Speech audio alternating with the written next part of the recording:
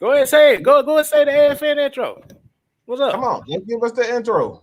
Let's go.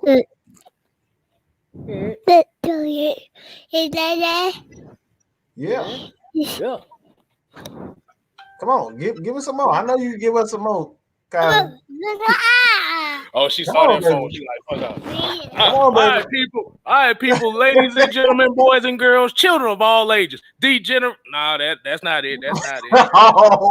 Wait a minute. I got it. Quote the Raven. Never. No, that's not it. Wait. We the people. That damn show ain't it. Hey, okay, I got it right here, man. Hey, ladies and gentlemen, boys and girls, this is your boy, Six Man, Kstylzz. And as you see, this is Little Styles right here. She wouldn't leave me alone, so I said I'm gonna let her be the intro for the show today. And to my stage left, as y'all know, it is the mad scientist, the great one, Mad Mike Sports. No hat. So y'all already know some foolishness will be coming. Exactly. No hat, and some foolishness will be coming. So get ready for it. Okay, so as you know, if people are not familiar with kicking it with Kstylzz, this season is a new concept. This is the Cooler Talk. This is the Cooler Heads Will Prevail show. Because this is the last time we're going to talk about the Washington football team game. And tomorrow is the beginning of the AFN week with this damn London game. Somebody said they thought you was bald, Mike. What the fuck? Shit, the way my hairline going, shit, give me about 5 more years. Yeah, but what's going on, people? How are y'all doing today? Yeah, she said she gets so excited every time I get on for some reason. I don't know why, but it's all good. She tried. She love it. I'm like, but how the people doing today, man? How y'all doing this evening? I had an interesting day today. I know a couple of y'all had an interesting day today. Hey, let's make everybody happy today. You know what we got to do before we start this show? What is it, Mike? Or should I do it? The roll call. That's the roll call of the show. That's the people that's already in here. They get the first shouts out. We got Nick Sutton. We got Joseph Thornton, Michael Walker. We got Lowski. We got Marcus Bell. We got Big Ant 1986. We got Trauma Locks. We got Michael Walker, Raheem Divine. My boy J-Dog, what's going on? Yusuke Knight, what's happening, homie? Antonio Holloway, Fred Moore Jr., Brian Peoples, G-Town Baller 5. We got Antoine Wartime TV. We got Lyrics Mom, Leo 123. We got Rose Stackson. Man, we got Mo Sets 3, Carlos Henry. Hey, that's the homie right there, Rakondo, a real Falcon fan. New content creator. Y'all make sure y'all go subscribe to him. Show him some love in here as well. We got the Money Man in the chat as well. Y'all show him some love as well. Gotta get the money, man. Money, man. Don't wanna fuck with the money, man. Fuck with the money, man. And we got King Quest 710. All right, people. How y'all doing? Mike, what we got for him today? How we gonna attack this today? I have absolutely no clue. Hold on. Let me do this right. I'm gonna put this banner in. Oh God! What the hell happened? What? And yes, that is the topic. What the hell happened? Well, I'm gonna give a little teaser real quick. Did a show with Terrence Mathis over Atlanta Sports Unlimited. So if you guys have not subscribed to Atlanta Sports Unlimited, head over there. All right, Terrence Mathis, he always come with that real ish. All right, he always come with that real ish. And if you know I'm on it, I don't back up no bull crap. I don't back up no bull mess. Like if you know anything about AFN, anybody that come on AFN, you better bring your stats and your facts and the truth. If you don't, you ain't gonna be here very long. You gonna get your mic cut. You come in with that foolishness. So you know what we gonna do. But I kind of gave a little bit. I'm just saying, just go there. The video will be out real soon. But I got something for you. I got something for that ass. I'll just say that. Wait a minute. Hey, hold on. Somebody in the back there. Mike, do you see who that is back there? Who is that? Who is it?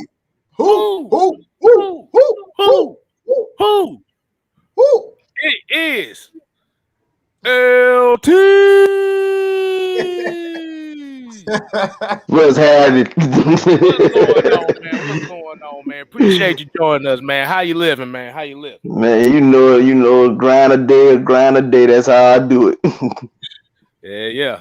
Grind a day, kick your ass too. I already know it. You ain't lying.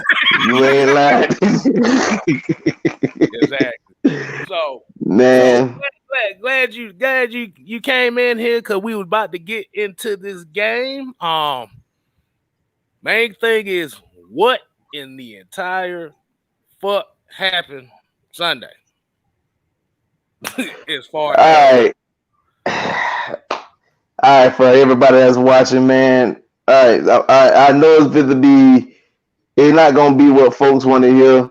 They might think I'm a little biased because it's my team, but it's really not. For the most part, overall, the team had a solid game. If I gave them a performance, it'd probably be like a B- in a sense. But like we did, like I'll tell you about, we did leave like some plays on the field, especially defensively. Several drop interceptions, you got to make those plays. I mean, I tell you about it. If you look at the situation where if Eric Harris should have been like an Ed Reed, that's going the opposite direction, or Troy Polamalu, opposite direction. Brian Dawkins, opposite directions. Our defense need playmakers for real, especially the secondary. I don't remember the last time we really even had us showing up playmaking DB. I mean, I might just say D'Angelo Hall. Maybe I have to go back further than that, but we definitely got to get some guys that's gonna make plays. Do I think AJ Terrell could do it? Yeah, but they don't really be trying that young man like that. I noticed that early on in his career, they do not be trying AJ Terrell like that. they will literally look everywhere across the field before they look at 24 side. The front got the. We already know like our defensive line it need improvement. Grady had one mishap, which was the false start that kind of hurt the drive. But for the most part, Grady was being Grady. We definitely got to get some guys. That's like we got to get them big ballers in the middle, man. Tyler Davidson, he ain't the move. It's very unfortunate, but that's the way it is. That man is not the move. Seeing folks literally push you off the line of scrimmage where they can run up your gap. That your job is to be a big man in the middle to close that gap off. And if you can't close that gap off, dog, what are we doing? What are we doing?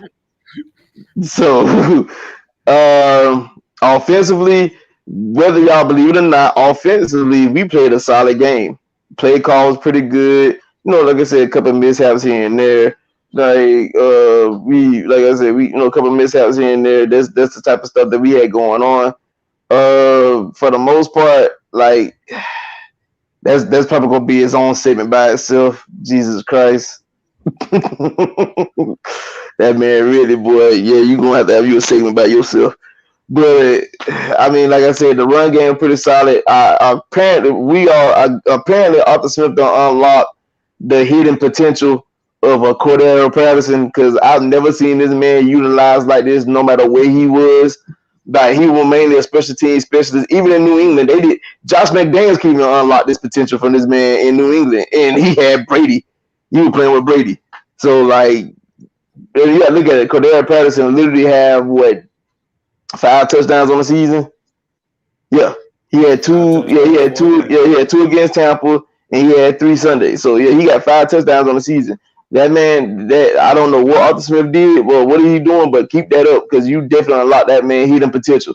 But like, I mean, of course, I'm not gonna say much about Matt. Matt is Matt. You know what I'm saying? That's what I saw for him was normal. What I will say is that could kind of kill that narrative that he needed, quote unquote, weaponry for him to be successful when 4 of your TDs went to running backs.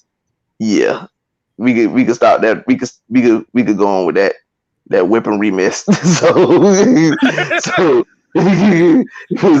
offensive line. Let me tell y'all something. We had our questions about it, and the most of this fan base was killing the O-line after week 1 and some of week 2. But you see how that progression. What I've been telling you, what I told y'all a few weeks ago. Continuity. You need to have continuity. Them boys don't play together for 4 games, and you can see that massive improvement. That also credits the Arthur Smith being him an offensive line coach, because by him being an offensive line coach, you can clearly see his stamp on the guy with these guys, the way they're flowing, the way they're moving, whatever the case may be. You still have your mishaps here and there. I still be giving McGee the side eye whenever I see somebody blow up a play. I be looking at him like, bro, you got to do your job. But it's part of the football. It happens. But like I said, for the most part, offensive line play has definitely improved every week. Like I said, the offense gave us 30. Our defense has got to make the plays. Like, I'm not even mad. Like, we did give up a special teams touchdown, and that probably did hurt us as well. But at the end of the day, when you have opportunities to create turnovers, you got to make those plays. That's basically all I got until we dive in this Calvin Ridley situation, because that man just he needs his own section. Okay. Before we get to that, let's get to some of these comments right quick, because I think a lot of people want to talk about that Calvin Ridley thing too. Mm-hmm. But we gotta give shout out to Money Man for the $19.99 super chat. Hey man, we greatly appreciate it. We definitely appreciate it, man. Like I said, that's one of the affiliates. That's one of the homies. Here you go. J-Dog, he said right here, he was like, Calvin Ridley, for God's sake, quit going horizontally backwards, and he's got to make those tough catches. Got to prove he's a number one. I'm about to say, King Quest said something earlier. Yeah, you did send us the video, Michael, of the Calvin Ridley compilation of him running sideways and backwards.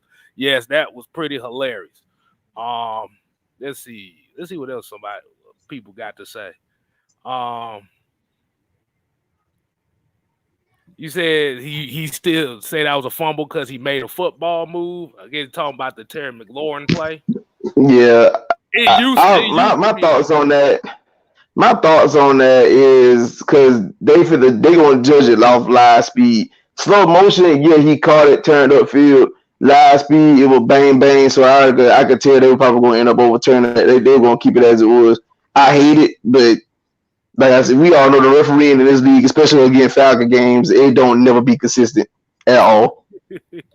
Well, especially you talking about that that non-pass interference call they called in the end zone. Talking about the one on Ridley? Yeah, the one on Ridley where he literally damn near he German suplexed his ass. Oh yeah. Yeah, like I said, we got Patterson's G-Town Baller said Patterson's about to be my fantasy league winner. Yeah, the way it looking like right now, like I said, if you look at on this pace right now, and I know this is unlikely, but like I said, if he's making plays like this, he might be on pace for at least 15 to 20 touchdowns this year.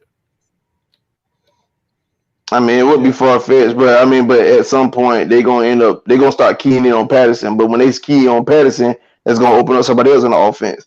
So it's just like Arthur Smith is utilizing him until somebody say, okay, we ain't gonna let Patterson beat us today, and he gonna find somebody else on the offense to beat them that day. So it really don't even matter. Oh man, we got here right here. Tony Wright said, "I'm mad. I'm really pissed after 4 games. How many interceptions do the Falcons have as a team? Um, as many hairs that's right here on this band on my hairline. Not a damn thing.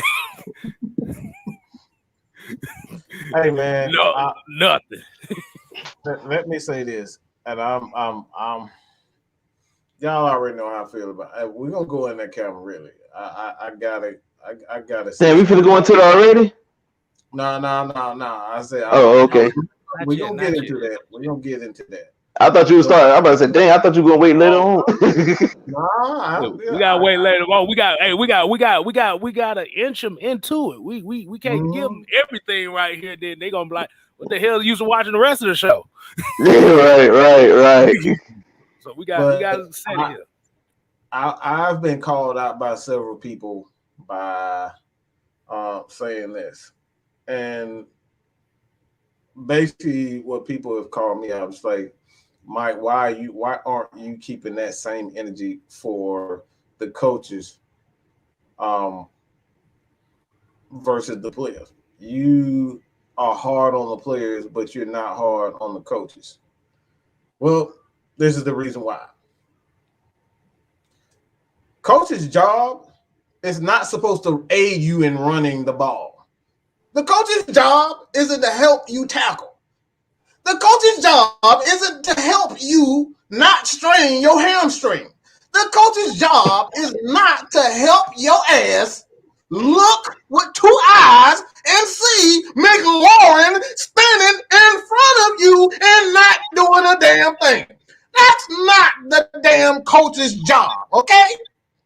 So the hell with you guys telling me I'm a hypocrite for calling out the players for making simple ass mistakes. So at the end of the day, the coaches ain't making the mistakes on the field. Okay? So let's be real. I didn't see Arthur Smith running up the middle. I didn't see him dropping passes. I didn't see his ass zigzagging like he in the goddamn like he playing goddamn Pac-Man. I didn't see him doing that. So at the end of the day, who dropped the passes? Who is zigzagging? Who is missing tackles? Who's jumping off sides? Who's getting look, everything that you could possibly name happened. Everything wrong that went wrong was not that damn coach's fault. We can sit up here and talk about. I'm hearing all this stupid crap talking about he blew the game because he got conservative on the last play. It should never come down to one goddamn possession.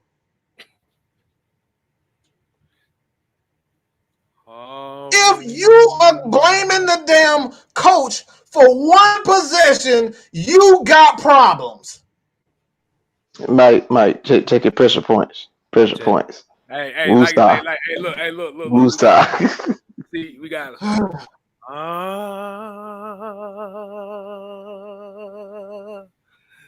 Hunger regekio. Is that yeah? I'm sick of people talking about one possession when we literally had 5 interceptions that was dropped in the game, and y'all talking about one possession at the end of the game. And you want to call out me, you want to call out everybody else in this mode. And I'm talking about these content creators too. You motherfuckers are not off the bet. You're not off of it either. I seen you saying the same thing.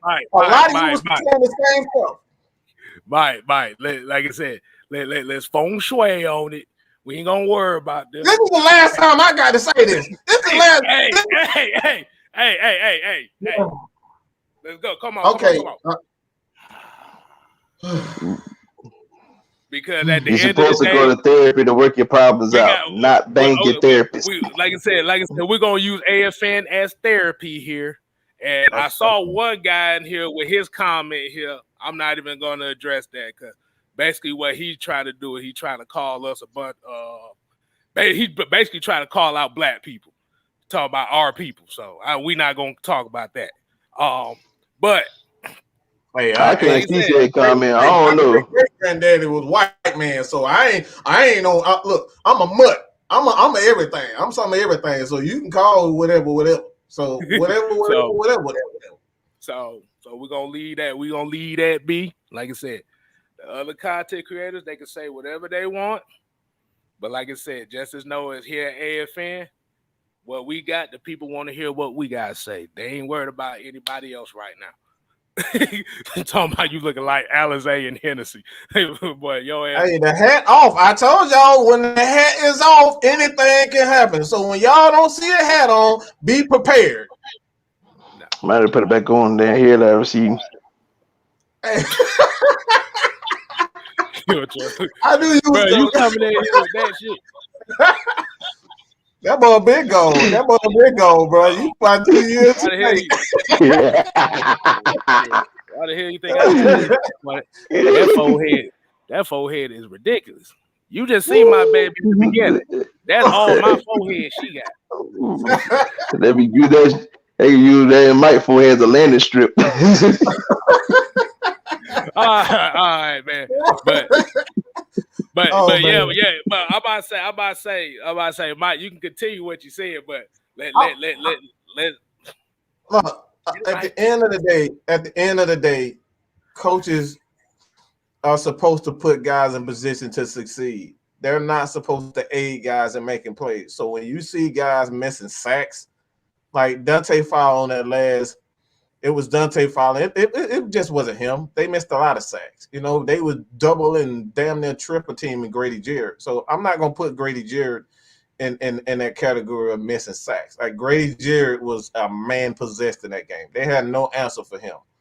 But when you got your opportunity, and even on that play, when we talking about TJ Green, what the hell was Dante? Well, he out there diving at the man leg like he had the damn Olympics or something. Like you ain't diving off a damn a board, a diving board. Like what are you doing? Like the dude literally dove at the man legs. That's not how they teach you. You know what I'm saying? So these things are not how coaches teach you. So I'm not gonna blame the coaches for players' mistakes. Yeah, I mean, just to piggyback on what he's saying, like I couldn't look at the coaches yesterday. They literally like Dean Pease, all the Smith dialed up plays for these guys to make plays, and they just didn't. They didn't. That's the end of the story. Like I said, look at Eric Harris. That man had one tweet. He had one pick that was like right in his hands on the sideline, like.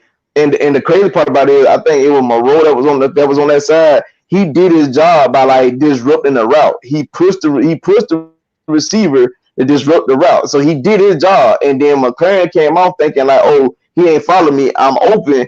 And Heineke was thinking the same thing. And it played in your hands. You got to make that play. It played in your hands. You got to make that pick. Yeah, so pretty much what these two guys are saying right here, the whole thing is missed opportunities. We said it in the post-game show yesterday. It's missed opportunities. This is exactly why we always say here. Like Mike said, it shouldn't come down to one play. In reality, in some cases, one play makes a difference, because we could talk about that Deron Harmon missed INT that actually could have been a pick six if he would have caught the ball. Exactly. The only person that was going to be able to like really challenge him as a tackle was Heineke, because he was the furthest thing back. He had green grass and Heineke to get past. If he beat Heineke, he's not getting caught. Exactly. He's not getting caught. Exactly. And like you said, I'm sorry, he's Heineken. He's Bud Light now. Like, anytime y'all hear me talk about that quarterback, I'm referring to him as Bud Light. But the thing is, unfortunately, we made him look like Dos Equis yesterday. But Dos Equis, the world's most what you say? The world's most interesting man. Exactly. I don't always drink beer, but I always drink Dos Equis. Exactly. He ain't look like Heineken. He look like Dos Equis. Like, I don't like that. I don't like that at all. Because the thing is, what we have to look at is those 3 INTs that we didn't capitalize on led to at least 13 points for the Washington football team. Mm-hmm. Yep. Like I said, that's one of the little things that a lot of people are not talking about, because the main thing that we're hearing is it's really 3 people that we really hear talking about with this game. It's Mike Davis ain't running the ball like he's supposed to. Calvin Ridley ain't catching the ball like he's supposed to. And you already know the main one. Matt Ryan sucks. That's the main 3 thing we hearing for all 3 of these games. But let me ask y'all a question. Let me ask y'all a question. This is gonna pertain to how those last couple drives went.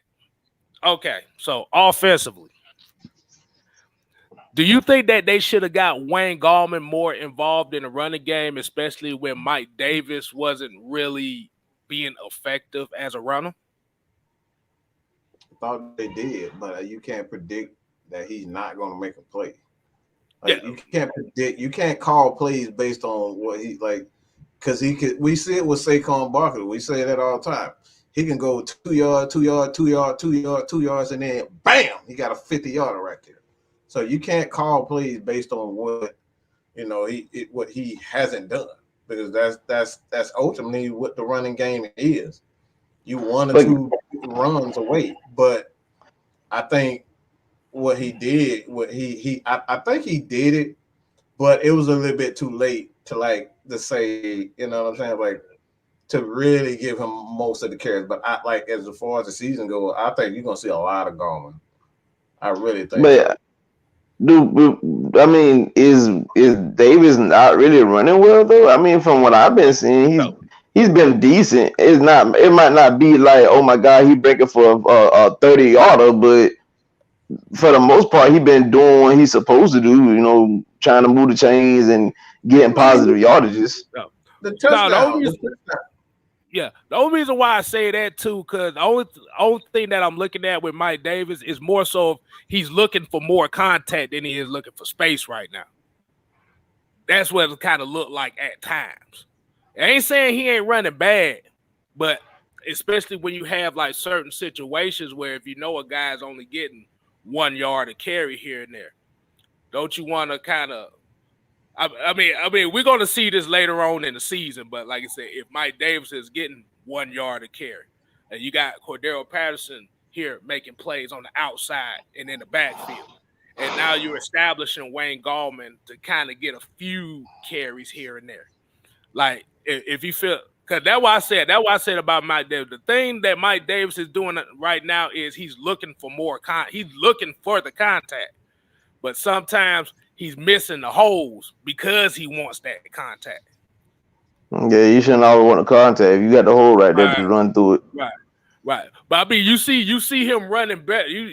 But the thing is, the thing about Mike Davis is he's here for November and December. That's when you need Mike Davis. Wait a minute. Is my eyes deceiving me? That can't be. The rubber band man. Triple T. But I want y'all to hear. Hold on. Before you do this, I want you to react to this question. Because Mike pretty much reacted to this one. He said, how do we have 2 defenders on 1 player in the end zone and we play behind him so he has a free catch on a prayer? See, go ahead, because I see you blazing right now. That motherfucker really got a torch right now, boy. You lit. First of all, man, shouts out to my guy LT. I be seeing him on Twitter every Monday morning discussing it in his truck on the way to work. Hey, everything you said is valid, my brother. I just want to let you know that I haven't did a show with you before, so everything you say is valid. Shoot, you say on the way to work, hey, gotta be that's actually work. that boy said, I'm earning a paycheck while doing this right now. Exactly. So I'm like, oh yeah, I feel that. That's real right there. I know it. Right. Listen, I appreciate it, man. I really do. Always, bro. What the hell was TJ Green doing on that play? Why did he get pushed off like he was a Girl Scout? Nervous. Like, bro, give up a penalty or something. He barely touched you. Then he looked up at the ball like he didn't see it coming. Hey, I'm about to say, y'all remember that time when Ricky Rubio played that defense on James Harden, played behind him and left the paint wide open? Oh my God. Hey, Kstylzz, I was so upset at that, bro. I was like, bro, you're playing for game time, bro. You can't make mistakes like that. Any moment, your ass is grass. That man looked like LeBron James running away from KD in the finals, bro. That's what the hell he looked like. Lord Jesus. What's not going on, bro? Man, Taylor Heineke is just throwing the ball up. We had 5 interceptions, K. Harris dropped 3. Herman dropped 1. I can't remember who had the other one, but it was 5 chances for interceptions. Herman, that's why you came here. For plays like that. He threw it right to you. Great job. I don't know if you're QB spying or what, but you played your zone and you just shuffled over it. It came right into your hands. It wasn't even a hard throw. It wasn't like it was Vic throwing the ball. How you drop that? Let me find out my linebacker still got the best hands on our defense. I don't know who came up with these PFF numbers, but they need to tell me how the hell they grading it, because I can promise you, Calvin really ain't worth no damn 70.3. That bullshit that I saw yesterday ain't nowhere in here. He was what was his grade? 70.3. Calvin really. Terrence, man, I don't want to get it. I don't give it away, but check it out when it comes out. But Alexa, play your God of Pure Cocaine. That's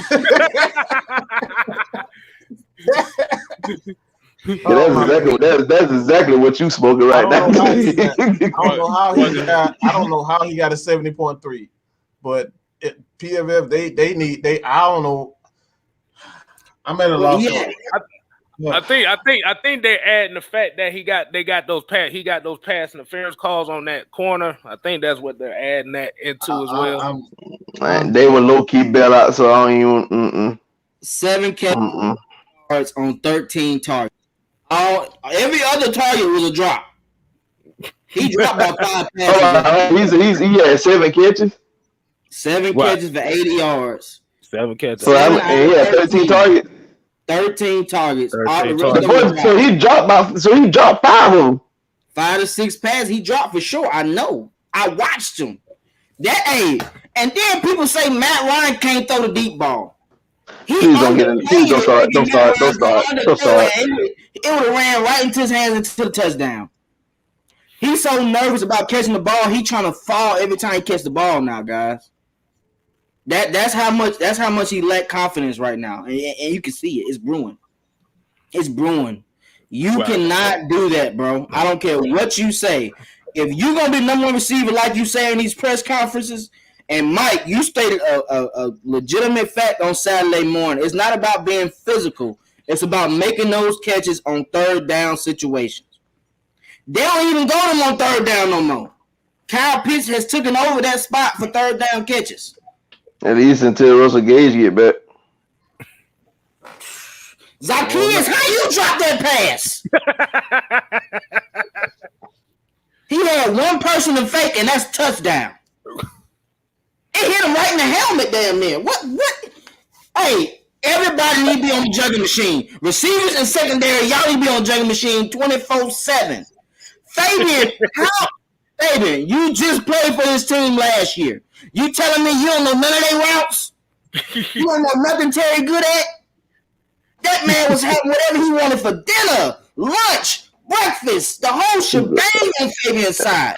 the be fair to Moreau, that first touchdown was Harris' fault. Yeah, definitely cover two, definitely. Yeah, like, yeah. I mean, true enough, and he did, and he did that later on in the game where they pretty much ran the same play, and he did it, but Harris dropped the pick.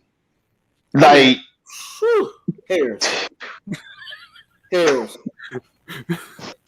Two of them picks that, hey, I'll let you make it on that diving interception, but you're supposed to make that play. You've had 3 interceptions in a game before, guys.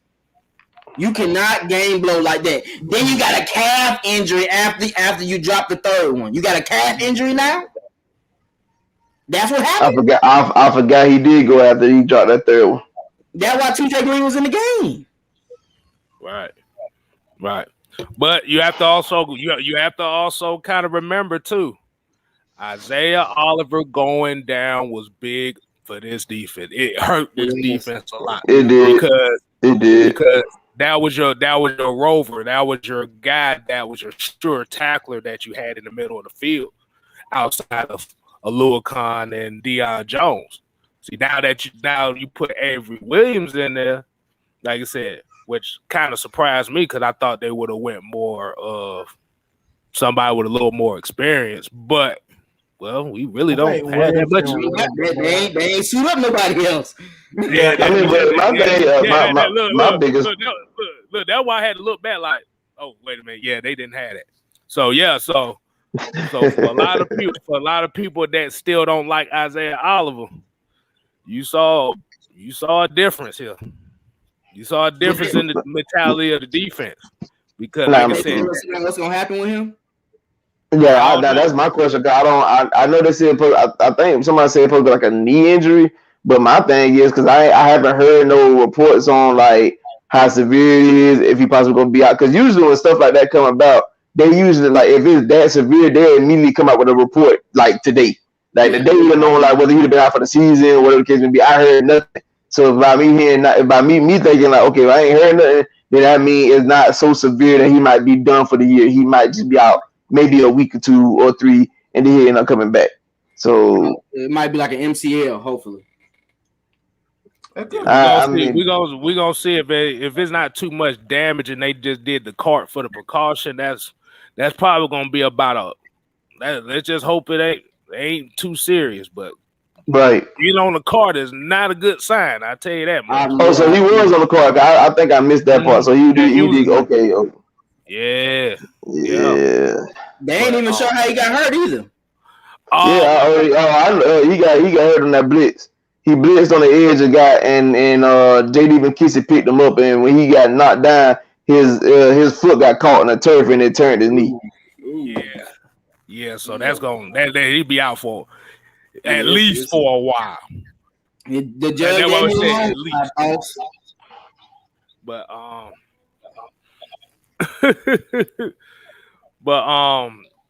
yeah. But like I said, y'all said Calvin Ridley, Eric Harris, and I had a problem. I had one personal problem this whole game. And it wasn't even them. You know I'm about to go with this, Mike. You know who I had a problem with. I think I might have idea, but I'm with you. I'm not sure.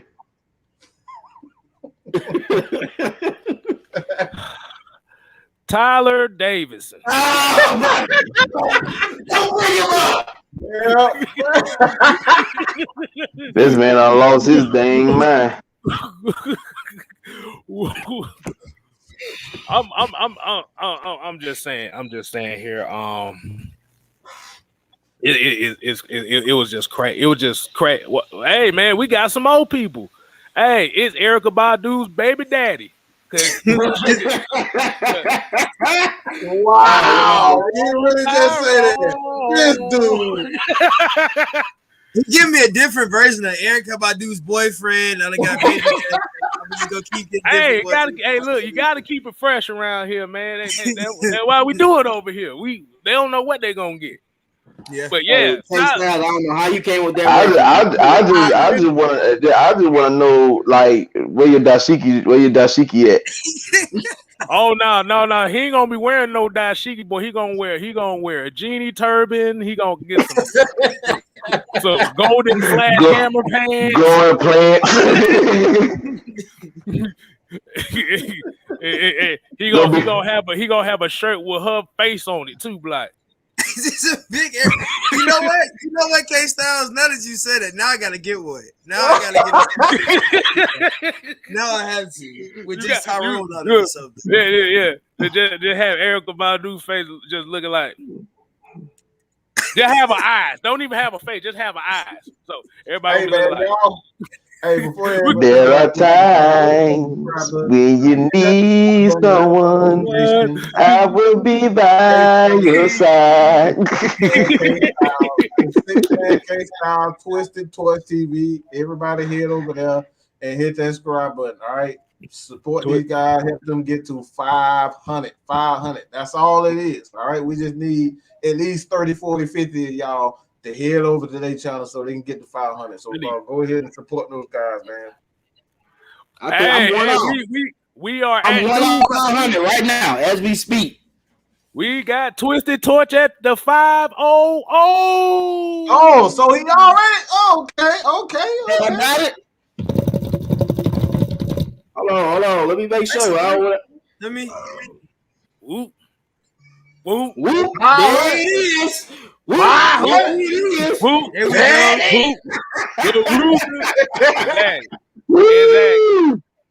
Let's celebrate. Let's celebrate, people. I got about 35 more to go for that one, but hey, congratulations, man. Goddamn. Hey, yeah. Oh, you see, he brought the trophy out. He brought the trophy out. Hey, let me get my acceptance speech real fast. I would like to thank all the AFN people for shouting me out on all their channels. I would like to thank all the fans in the chat for showing love day in and day out. I really appreciate you guys. Hold on, I gotta do the Dior Lead better right quick. Hold on. Oh God. What is he doing? Oh, he already got me. Oh my God.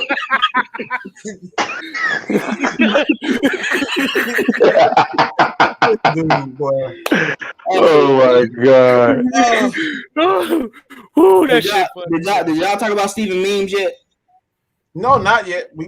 Well, surprisingly, we haven't, even though he's part of the goddamn issue I have too. Well, he had. I don't even be addressing that man no more. Listen, man. We helping him out by extending. We only helping him to extend his career for another year, so we can get some money back in our pocket. It's so weird, bro. Him in person is so weird to watch in person. Cause like when he came out the tunnel, I was like, oh, he hyped. He was all excited. Then you're just like, I'm right by the end zone. I'm just watching him like, what are you doing, bro? And then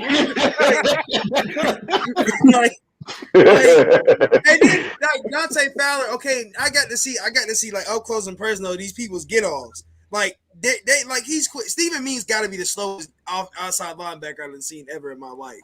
Oh my God, Dante Fowler got a little move where he can get around. Steven Means just be like, I guess I'll trot that way. I'm just like, bro. I told you, Steven Means is the residential cheerleader. I'm telling you, that's why they keep him around. But it's weird, bro. He hasn't been good. See, but just the issue him being the weak, he was on the. And mind you, he's the weak side. They took them out. They took Steven Means out and started playing Ogundesi. I mean, I almost screamed my life out. They put Ogundesi. Ogundesi did a lot better. He was able at least to hold the head. He was like, okay, I get to see the progress. Steven Means getting bodied. I'm just like, it was just so aggravating. Yeah, I mean, I ain't gonna lie to you. On a rundown, they passed the ball and had Ogundesi in, and like he beat the tackle. The only thing about it was he went too wide, which led to Dulcet Keys running out and got the first down. So yeah, that's on the word. But if he were able to beat his dude and be like a little closer inside, it probably could have been like a sack or something like that. The Ogundesi definitely he beat the tackle. Ogundesi has a great get off. Like everybody on this team is a good player. Like Steven Means is just we're not gonna talk about him, but all the other D linemen and outside linebackers, are good. Like they're not bad. It's just let's go back. Let's go back to let's because I don't want to get away from this because I Kstylzz. Tyler Davis. Just go back to it because I want to say something about that too. Tyler Davidson. We talk about Steven Means having no get up, bruh. Tyler Davis, bruh. I swear, I think I only seen him once the whole game, and that's because they showed the team behind, and I just saw the number. I was like, oh god, he ain't getting no penalty.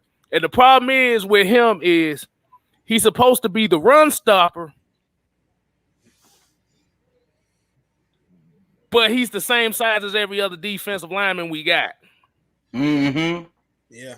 So you can't be. So like I said, because normally, and I'm going to ask the people here that's watching, when you normally have somebody that's kind of like that run stopper, aren't they usually a little bit bigger than everybody else? Or at least play bigger than everybody else? I was gonna say I played 300 D tackle. I was the nose. I was the biggest kid on the team. That's the person that plays run stop. The biggest one on the team plays run stop. Right. So I mean, I don't know I don't see how you put somebody out there. And you could tell we missed Marlon in that game. Like you could tell Marlon was missed. Like, bro, he came out and he stood. I was like, bro, I need you to play. I was like, this is just like you could tell that D line didn't have no. Buller's okay. He's not, but Tyler Davidson is just the weakling out of all the. Taquan Graham played better than him, bro. Like I'm just like, it's weird. Like you would think you would want. That's why we got to bring those guys up. I think at the practice squad. I think you got to bring those big dudes up. At this point, anybody would do right now. I wasn't so like honestly, I wasn't so upset about his play because I've seen it before. But how all your fat ass do is supposed to stop the run. How the fuck are you tired? How the hell are you? All you do is stand there and that's your job. Is to just stand in the hole. I see him huffing and puffing. And you ain't. I can see if you're 330, you're 340, but you're 305 pounds. You about Kstylzz size, and I see him. Look, hey, shit, hey, it is what it goddamn is. Shit, technically is. He's a tall guy, all right. He carry his well, all right. Kstylzz is a tall guy. But I think a lot of people be thinking me being on this camera, they thinking I'm about 5'7". Right. Yes, I'm legit. Relax. I'm 5'7", dude. I'm 5'7". Relax. Well, I'm 6'1" in shoes, so yeah. That's what I'm talking about.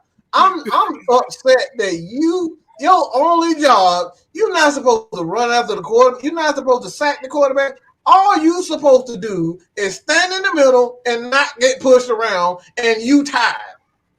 What the fuck are you tired for? You ain't doing nothing. And Mike, his job is to force double teams. They don't even got to double team that joker. No, they double team one person. It's your job to get an easy pass rush lane. You don't even do that right. Right. And then now teams are scheming. That's like, well, hell, if you're going to keep Tyler Davidson in and you're going to keep Steven Means in, we'll just triple team Grady and we'll do whatever the hell we want. You're screwed. Yeah. You're screwed. You can't have both them players at the same time. That's why he wasn't in. That's why we saw, I forget who it was, but Bullet was like, because he was tired. The dude was huffing and puffing on the field. I had eyes on him because I wanted to see what he was going to do. And he was tired. He wasn't injured. He was tired. Tired, yep. Right. His hands on his hips a lot. We're how many games? We're 3 games in now, and you ain't You got already you ain't in shape. We have. You ain't in shape yet? You ain't in shape yet. We done had summer. We done had OTAs. We done had summer camp. We had mini camp before summer camp. So you had to work out in between that, and then you get preseason, and you still not in shape.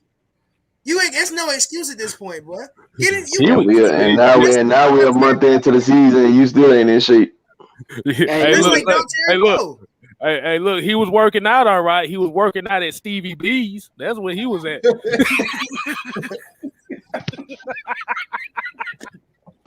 Man, up there getting straight buffet, just straight pizza off the buffet. Just straight pizza. Like, let me get this Hawaiian.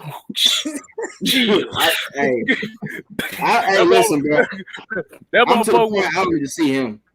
He was bench pressing pizza pans and stuff the whole off season. One slice. Yeah, but that's all the workout he had. He was cutting that pizza crust. This is crazy. But for real, like I said, it's just one of those things where we just didn't have the players didn't execute when they need to do. They didn't do their damn job. We just gonna play.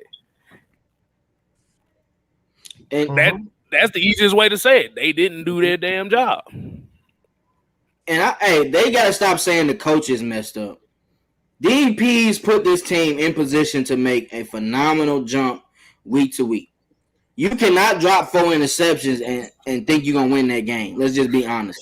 I was mad at Arthur Smith for that conservative play calling, but that's the only thing I didn't like about Arthur Smith. I'm glad you said that because I got a point. I like that. This is the point. Me and LT actually had a conversation about that today. This is where us Falcons fans, we gotta change our mentality. We gotta change. We gotta make up our damn mind. All right. We complain all the time about what? 2017 Super Bowl. Okay. What didn't we do in that? What didn't we do? Run the damn ball. We did not run the damn ball. So now we do the thing the proper way. We got a problem with it. And I'm here.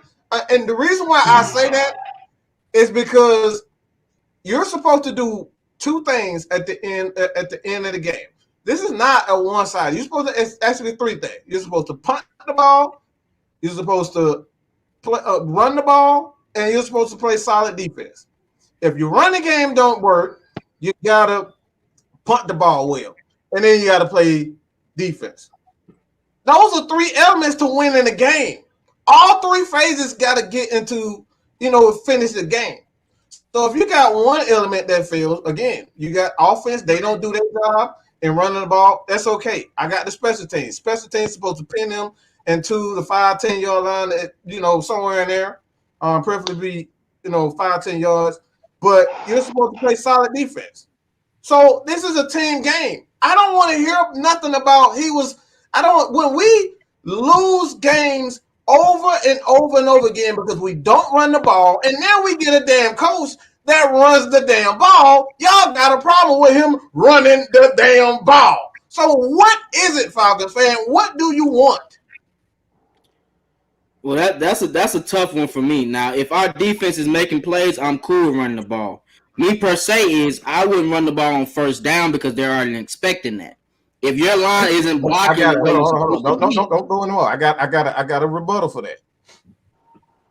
This is the head coach, right? This is the head coach.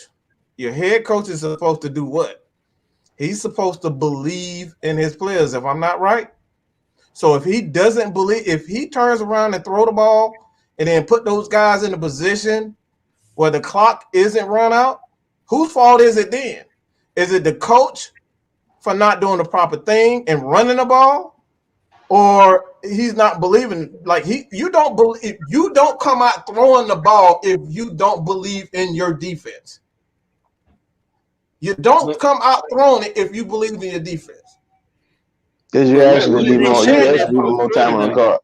In that fourth quarter, they showed that they were breaking. So if But they're not making plays on that defense, that's the point. That's the point. Do you take that right there? This is a rebuild. This is we're talking about a rebuild. This is not a team under Dan Quinn that has been doing this for 4 or 5 years. He's trying to establish a culture and believing in his players. So right off the bat, you're telling your players when you say I'm going to get to put the ball in Matt Ryan's hands and not help the defense. Previous week they closed the game. All right, so let's just keep that in mind. The previous week they showed that they could close a game. So he's thinking as a coach, my defense can close it out. So where do you draw the line as a head coach in making that decision? But that was with Oliver and Harris playing. Once Oliver goes out, that game plan changes. Oliver is one of the playmakers that's been making plays on his defense. If you don't have him in the field, that kind of has to change. And then Cordell Patterson isn't in the game. 2 straight drives. He's the playmaker on this offense right now. Even if he's not getting the ball, he could be a decoy to make it much easier for Mike Davis to run the ball. Now let me say this because you brought up Oliver. Oliver went out like. I'm gonna say Oliver went out in the first half. Yeah. We still had opportunities to make plays on that defense. So you can't really use the Oliver part as an issue because, like I said, he went out in the first half and there was still plays that they could have made on defense. The defense, who's ever out there, they got to make those plays. That's just the bottom line to it. Now, don't get me wrong. I could see your point on, the conservativeness, but at the end of the day, man, we can't. Okay, you mentioned about the people knowing that you running on first down. Okay, when Arthur Smith was coaching in Tennessee, you didn't think everybody knew you were going to hand the ball to Jerry on first down? Literally, the whole world knew that. But what we trying to establish is, can you stop it? You got to put some confidence behind you. That's a different offensive line, though. From what I've been seeing lately, it really ain't. Especially since Arthur Smith been here now. So. Well, me saying that you have to put some confidence in your guys. Like, okay, it's up to you guys to push these folks back and give us a running room. Like, you got to establish that type of confidence to everybody. Like, if you saying, okay, now we believe in you to give us this, get us up out of here. If they can't do it, they're saying in your defense, we believe you ought to make the necessary plays for us to win the game. Like I said, they either way could have went. Like I said, we watched it last week against the Giants. That our defense made the necessary play, and our offensive line gave us, they protected us and gave us push. Like even when the plays where people talking about, well, he calling the timeout, why he doing that? He literally ran 2 running plays back to back to get us closer, and our line gave us push. They literally gave us at least about 8 yards on that drive before they kicked the field goal. They made to get Young Cool a little closer to kick the field goal, but. We can't keep going back doing the same thing we've been doing. Like we have to start trusting in our offensive line and our running game. I want to win just as well as you do, but at the end of the day, I didn't look at this season as a season of opportunities to make the playoffs or whatever the case may be. For me, I'm enjoying the ride. What I want to see is improvements in certain areas in which I've been getting. One of the main things I've been looking for is halftime adjustments. We could have been getting that. I've been seeing more halftime adjustments in the first 4 games than I've probably seen since Matt Ryan been here. No, literally. That's facts. I agree with that. I mean, like I said, I want to win that game just as I want to win that game just as well as anybody else do. But for me, it's just about certain areas that we need to improve on as a team. Establish being a team that people actually respect our rushing attack. You starting to see people are starting to respect the rushing attack because look at the play actions that's taking place now. When you see us run play action, you start seeing defenses freezing. They're not moving or just like running straight around like they used to. When we run play action, people are like, hold up, let me make sure they ain't got the ball real quick. Okay, then I'm gonna try to make the play. The running game is getting respectable because now folks are starting to freeze the defenses. I even started noticing like we ran like a play yesterday where they did like they had like 2 people cross in front of Ryan on the play action and it froze the defense completely. Yeah. Like and you start seeing that because that running game is starting to be respected. So like I said, by him running the football is making folks respect the run, which is making Matt's job easier. Matt had that game that he had yesterday because folks are starting to respect it. And we all know what happens when Matt have a running game. He's virtually unstoppable. Well, I would say run on the right side then. I feel like we're stronger on the right side when we run with Chris Lindstrom on that side. So Agreed. I've seen that too. Shut it down. Let's run to the right. You can't run to that left too much in certain plays. My honest opinion. Not in crunch time like that because Mayfield, as much as Mayfield is improving, he ain't there yet. Nah. Mm-mm. What the fuck? Yeah.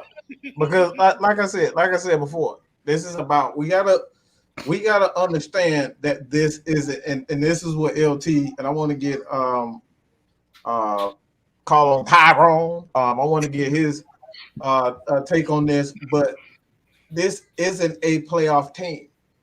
This is a team that's learning, okay, a new scheme.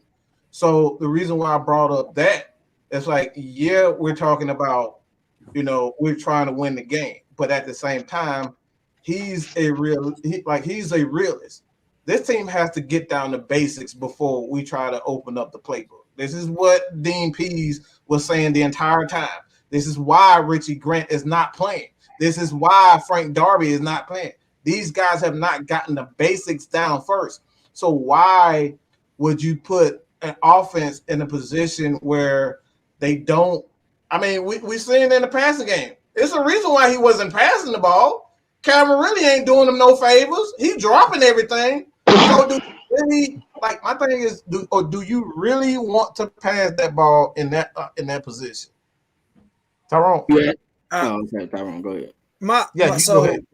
Yeah, being there and this is another thing I want to talk about, that whole offensive drive. Everybody's like, why you want to run the ball? I'm hearing the fan base. I'm hearing the people in the stadium saying this stuff. And this is worse because you hear and you this fan base really don't know football. And you're hearing that in your ear, but to watch it on the field, we had that game in the bag. We had that game, in momentum wise, energy wise, we had that game in the bag. When people got mad because they're like, you need to throw the ball more. Like Mike saying, this offense ain't built to be throwing the ball 20, 30, 40 times a game. This is a run heavy offense. So you want to run the ball, you want to establish the run. We established the run. We would this O-line has gotten better every week. Every week we've gotten better. We had some miscues. Jalen Mayfield he's a rookie. He's gonna have some miscues. I'm expecting that from him at least once or twice a game. I'm expecting, McGarry or Lindstrom, because this is still their third year. I'm still expecting them to have little hiccups. But this team is not this team is not bad. It's just learning. You just gotta learn. It's just learning with this team at this point. You let this team learn this offense by the bye week is gonna be so crucial for us. Really and truly, the bye week is going to be so crucial for everything we do with this team. And I understand people want to act when you're getting to a point when you're questioning the coaching and it's only his fourth game as a head coach. That's when it's a problem. You got a problem. You got a problem with this. Y'all got PTSD as a fan base. We do. This is bad. It's worse. It's really bad. It's really, really bad. That's T, go ahead and then Kstylzz, we get you, bro. All right, I don't want people to think that I'm saying that we should pass the ball on all the occasions. I don't want y'all to get that miscrewed. What I'm saying is, in certain situations, you have to outsmart the defensive coordinator. And I know moving forward, he will do a better job of that, or he will try based on when he sees what he has from his players. I'm cool with that. But at the end of the day, when you're seeing your defense isn't making the proper stops at a certain time and the refs are trying to blow the game for you itself, sometimes you got to put the game in the playmakers' hands who've been showing you they are winning right now. Cordell Patterson is eating right now. Matt Ryan is eating. Kyle Pitts is eating on third downs. So that's just my honest opinion. I understand we're in a rebuild mode, but as a fan, you want your team to play the best. You want your team to do everything they can to win games. I know Arthur Smith is trying to get confidence from his team. I understand that. I know it's going to take some time for him to get the trust from the players to know his play calling is working. One thing I will accept is Matt Ryan is starting to see what Arthur Smith wants. That's what I like to see. Once I see the QB and the offensive coordinator on the same page, watch out. That means Ice might be coming back to MVP form in these next couple of weeks. I mean, when you look at these first 4 games, we 1-3 right now. Out of those 3 losses outside of that Philly game, it came down to 1 or 2 plays that unfortunately didn't go our way. So we have to look at it from that standpoint of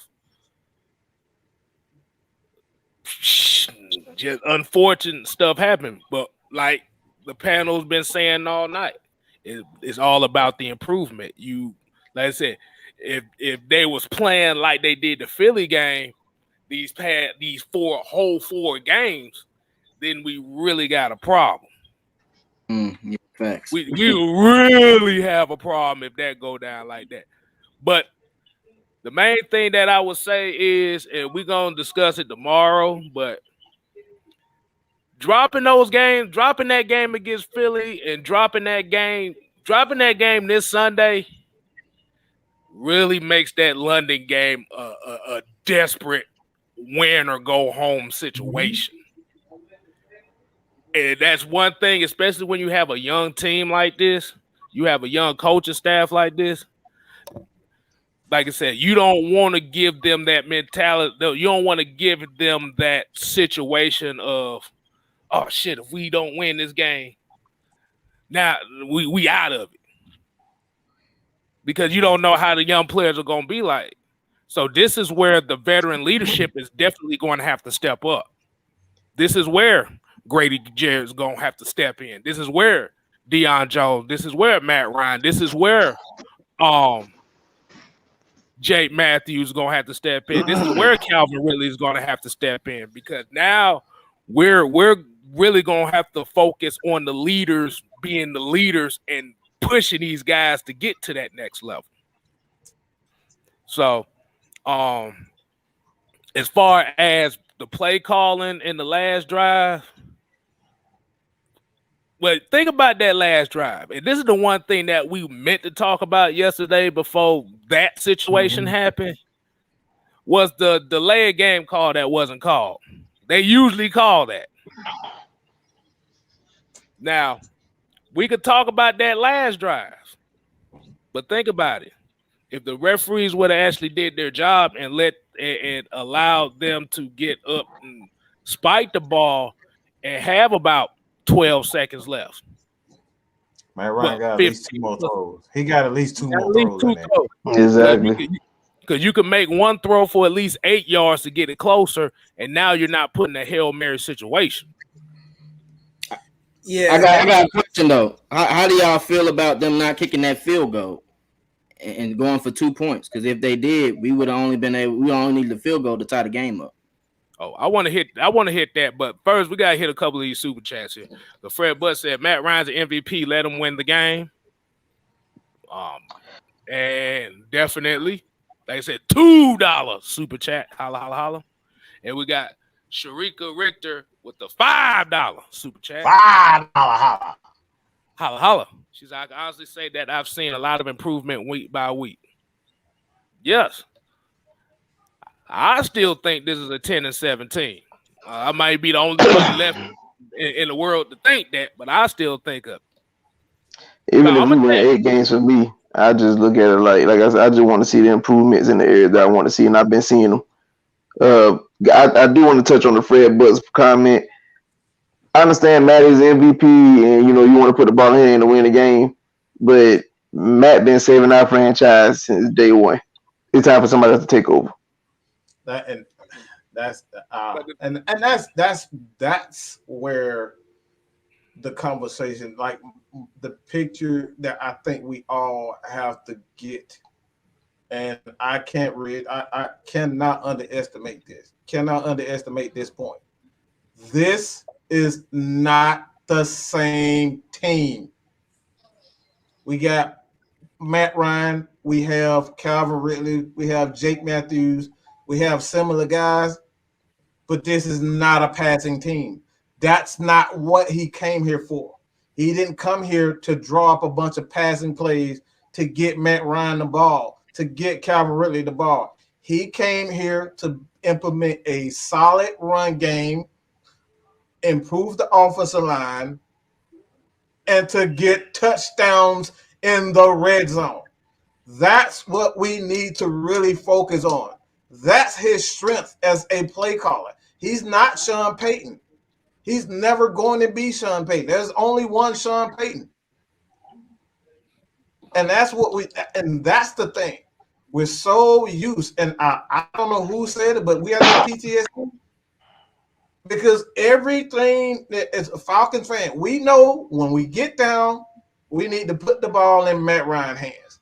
Sometimes you got to get that ball to a running back and say, now we can make the decision whether or not Cordero Patterson should have been in the game rather than Mike Davis.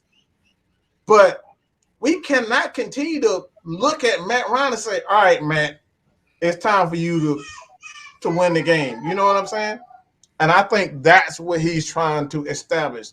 And as a Falcons fan, yeah, I wanted to see Matt Ryan win the game. I absolutely did want him to see the pass.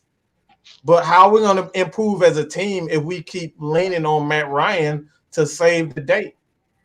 So kind of go to, I don't know if anybody see a question here, but we can go to some Q&A after we get this Calvin Ridley, because I really want to know everybody. And we'll start. Go ahead. Hey, look, no. I was about to say, before you start, I just wanted to get this point out the way too. And this is one thing nobody really talks about. And it kind of played a key factor at the end of the game was when the Falcons had that 15 play, 80-yard drive, the first drive, and only got 3 points. That's something that doesn't show up early, but it came back at the end when you keep it too close. Because that drive right there was one, like, it was cool. Like, we was like, oh yeah, we gonna score right here. You get to the red zone and then it like stalls out. But mind you, people dropping passes. Kyle Pitts not jumping when Matt threw. Matt has been throwing Kyle. Everybody wants his man to go wants him to score a touchdown. He got to go up and get the ball. Matt ain't gonna throw perfect. He's not small. Kyle Pitts is ginormous. You see Kyle Pitts running across the field. That's a big man. Like, bro, jump and grab. Like, and that's why Matt keeps throwing the ball so high. And everybody's like, he's overthrowing him. No, he's not. His catch radius is so big, he can go up and grab it. He's not going for the ball. It takes, like we always keep saying, it's going to take chemistry and time for them to realize Matt's not going to throw you a perfect pass if you that big. Matt's going to throw you a jump ball. And that's what everybody's saying you get drafted for to catch jump balls. You got to jump before a jump ball. Like, him standing there was like, okay, yeah, he kicked the field goal. That was really what it was. And he dropped a touchdown later on in that game. Yeah. On that post route, he was wide open. He touched his hands. All you gotta do is fall forward, a touchdown. I want to know how y'all feel about Kyle Pitts not being on the field on second down on that first drive, though. There it goes. StreamYard to mess me up again. Now y'all see my green screen now. I don't know. He always do it. How we felt that Kyle Pitts wasn't on? Yeah, for that first drive to kick the field goal, he wasn't on the field on that second down. He played on third. Again, that goes back to what I was saying. Like, we can't. I think it's important, and this is where a lot of people, because our fandom gets in the way of being analysts. I think that's we got to get out of our fan, just how we see things as fans. We got to start looking at it as analysts and what is he thinking? How is he thinking? Why is he making these decisions? Why is he running the ball in the fourth quarter where we clearly down and we only have X amount of time? Like, why is he doing this? Why do you guys think that he's doing that? I mean, he's not stupid. We know he knows he needs to throw the ball, but this is what we're talking about.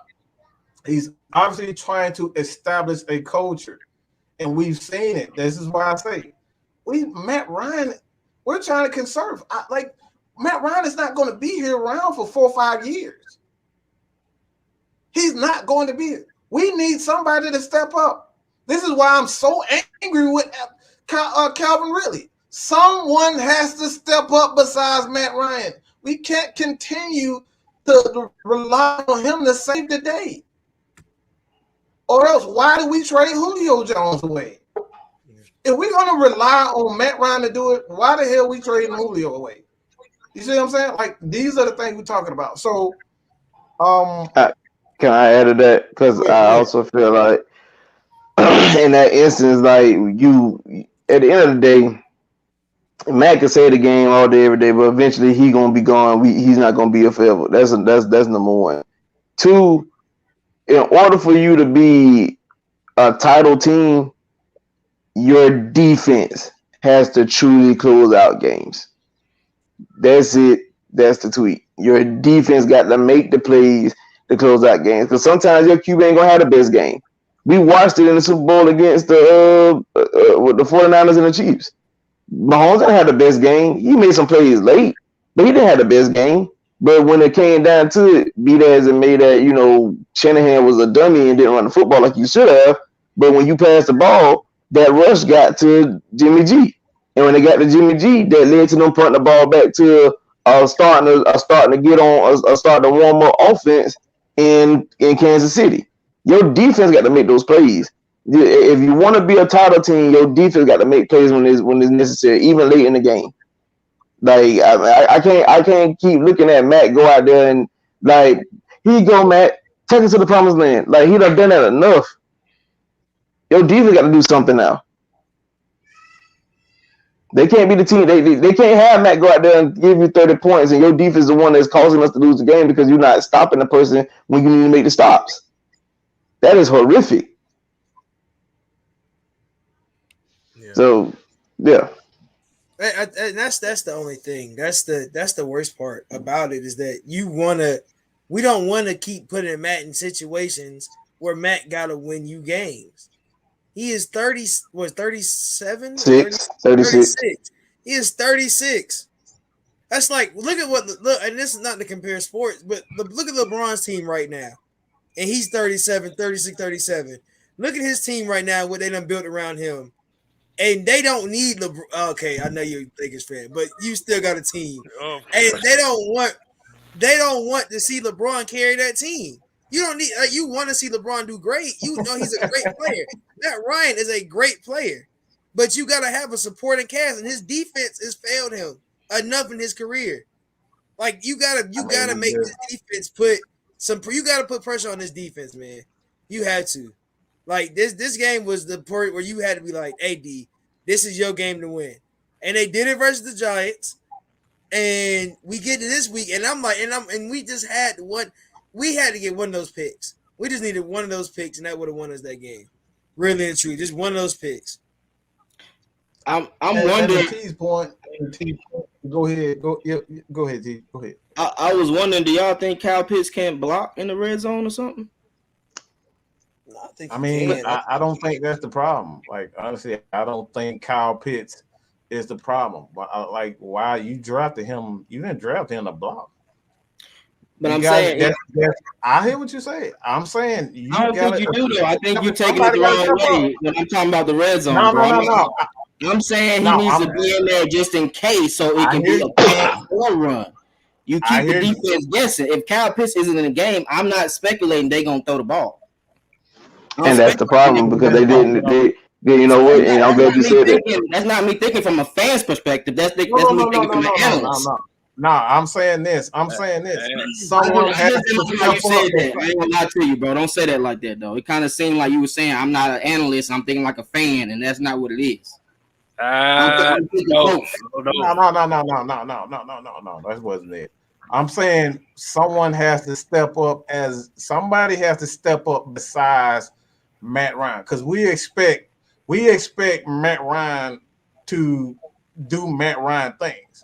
But if Kyle Pitts is in the game, we know Matt Ryan is going to be able to do that. So when we take out Kyle Pitts, it's only one thing that you got to do: run the ball. We know we got to run the ball in that situation. So We got to establish the run, because if we don't establish the run, then we should have drafted a quarterback. We should have drafted a quarterback if we're not going to establish a run. I just feel like they can run in that position, but you need to keep him on the field so he keeps the defense guessing. Though that's the point I'm trying to say. I mean, if he's taking him out every time he's in the red zone, I'm already speculating. Hey, they're gonna run. Let's just put it all 8 people in the box, 3 people covered. I'm good. If they can't find openings, that's on them. That's their deal. And you know what? When you saying that, and that's what the Giants thought last week, which led to Lee Smith catching the touchdown pass. At least Because they was expecting to run, and what he did, what happened when you least expected. That's true, but that's different teams too, though. They got different players on each team, right? That is true. I give you that. So some linebackers are better at guessing those type of routes. Some linebackers are better at getting quick, like Deion Jones that time in 2017. You're not expecting him to make that type of play on Drew Brees and that tight end. You see in the red zone. Oh yeah. So it just depends on what type of players you have on that defense. The Giants, they mess up on those type of plays. We know that. They tend to fold in those type of positions when they get. Well, they didn't fold yesterday. I give them that. Oh yeah. We needed that win. So let's get into this, Kyle. Let's get into this, Kyle Calvin Ridley. Obviously, I think we all know. Well, let me ask everybody this, because I'm gonna just be up. I just don't think he's the guy here for them. I don't see a future for him in Atlanta. I don't see, when you talk about his game planning, I think that goes into what you were saying about Kyle Pitts. I think there was two play calls, like two thought processes with Kyle Pitts in the game and Calvin Ridley. Calvin Ridley isn't a physical receiver. So do you guys think that there's do you guys think there's two playbooks? Kyle Pitts playbook when he's in the game, because you just said when we're talking about why is he in the game on the goal line. Do you think there's two separate playbooks when you got Kyle Pitts and Calvin Ridley in the game? That's what it's looking like, man, because when he's not in the game, it just goes totally away from what they like to do. And I don't understand why that is, because they're practicing together. They're in the film room together. So Calvin Ridley, I just don't know if he fits Arthur Smith's scheme. And we was already questioning that when Arthur Smith came here. Mm-hmm. And since he's not physical like A.J. Brown, it shows. Because he doesn't take that many deep shots like that. He's the in-the-middle type guy, play action, run the ball. He doesn't take deep shots like that. I was kind of shocked he took so many yesterday. He doesn't really do that much. I think, like you said, Calvin isn't physical enough. Like, it's a lot of slants in this playbook. It's a lot of slants. Mm-hmm. It's a lot of digs. It's a lot of stuff where you're going to get touched. And Calvin don't like to get touched. No. Which is weird because you're playing football. You would think, you're going to get hit. You would want to get hit. But, he wants to be a little pretty boy. And that's not going to happen with Arthur Smith when you running those certain routes. You see what we put when you put Kyle Pitts in a slant. What has happened every time we done put Kyle Pitts in a slot and he ran the slant? Where Matt throwing it to? He throwing it right there, and he throwing it in the spot. Kyle Pitts gonna get it, and Kyle Pitts know he gonna get hit, but he gonna take it, or he gonna get fast enough where he going between two linebackers. So my thing is, Calvin really will catch and then run around, do a circle, and then run all across the field so he don't get touched. And it's like, bro, you gotta get hit. You gotta take a hit. You gotta get us. He has good plays where he gets you the first down, but he's going straight to the ground. If he would have stayed up, he might have got you a few extra yards. Yeah. I need to catch it and go. He's catching it at the first down mark and then dropping it. And you see it. It's worse than seeing it and you're like looking up at the screen. You're just watching like, bro, what are you doing? He running around doing this and like, bro, go upfield. You're screaming. Everybody in the stadium, go upfield. He running zigzags and you gotta get hit. It's a point where you gotta get hit. Like if it's not gonna take you somewhere somehow, you gotta get used to contact. And if he's not gonna get used to contact, then Arthur's I don't know how to put it, but it's not gonna work for him here because he's gonna get hit no matter what. That's his route. He like them comeback and deep out routes. That way he don't gotta get touched. Yeah, that's what he likes, and they don't run those plays like that in Arthur Smith's system, and he knows that. That's what's pissing me off. Yeah. Well, yeah, I pretty much hit the nail on the head with that one. Like I said, it's a completely different system. I mean, you had to think when he got drafted here, it was basically a downfield. You still had Julio here who did the dirty work, and you had Calvin Ridley that was beneficiary of all the dirty work everybody else was doing. See, now, like you said, you going from that high-powered type of offense where you throwing the ball, them deep out routes, you seeing them maybe 8-9 times a game. See, like I said, now you got a whole new system here where they're trying to establish balance. The balance means you're not going to see all those routes that you're used to seeing under Dirk Cutter as much as you want to. So, like I said, is Calvin Ridley a number one? He can be a number one, but it's all about the mentality. Like I said, he has to make that transition mentally from being that number one to number two, because now the guys are looking for him to lead by example. So this ain't so much of his skill set that we worry about. It's about leading the guys by example. You are the elder statesperson in that wide receiver room right now. They're looking for you to set the tone. Like I said, you got Kyle Pitts here. That's a whole different position. Like you got your Frank Darby, you got your Laminated Kids, you got Christian Blake, you got Tajay Sharp. These guys are looking for you to lead in your position. And those are the big guys. Like those are the bigger receivers. Tajay Sharp comes from that system. Yep. He knows he's gonna get hit. Like those are the bigger built guys. So it's just I want Calvin to show up, man. I really want Calvin to show up, but it's hard. It's hard. But like I said, this could be just one of those cases. Like we may be jumping the gun here. This could be one of those cases where he could adapt and later on he might fit this offense. We don't know. That was said. The book is the jury's still out on it. But like you said, if this comes to a case where we're seeing the same results come week 7, week 8, week 9, then that's exactly who Calvin Ridley is going to be in this offense. That's why I always keep saying that Kyle Pitts was an insurance policy in case Calvin Ridley was not going to work out. Because they already knew Julio Jones wanted out.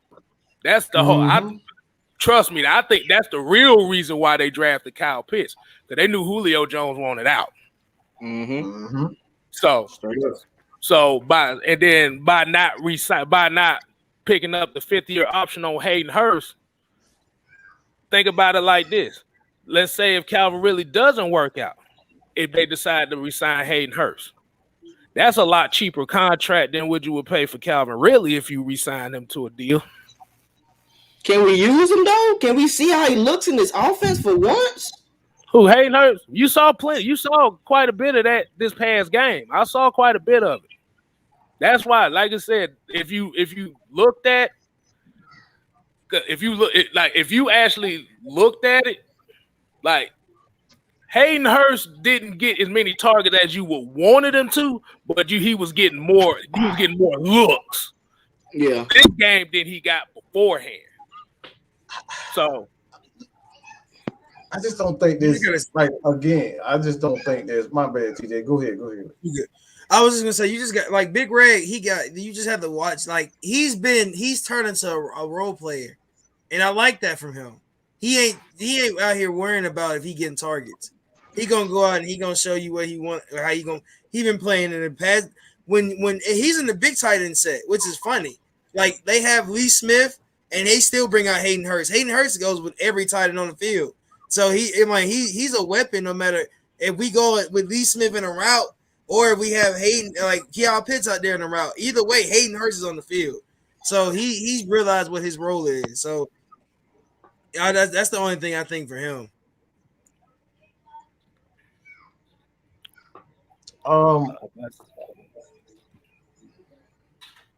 Yeah, and like I said, at the end of the day, I just think there's what we want. I like at the end of the day, I just don't think he really wants Calvin Ridley. That's what it just comes down to. I think his toy is Kyle Pitts and Hayden Hurst. That's what it just comes down to. So now he's learning on the fly how he's going to use Calvin Ridley, because I see what he can do with the tight ends. But it's just he's clueless as to what to do with one person, and that's Calvin Ridley. I just don't think he won. Right. My bad, y'all. I was sitting here laughing at somebody put Matt Ryan hater starter pack. They put a Vic jersey, Madden, a barbershop sign, and a half a tank of gas. I'm like, half a tank of gas. Not the half a tank of gas, bro. That's messed up. Right. But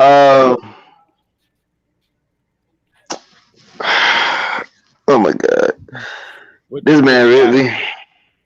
Go ahead. I want everybody to take on Ridley. Like do you guys really think he's the guy for this offense? Unfortunately, no.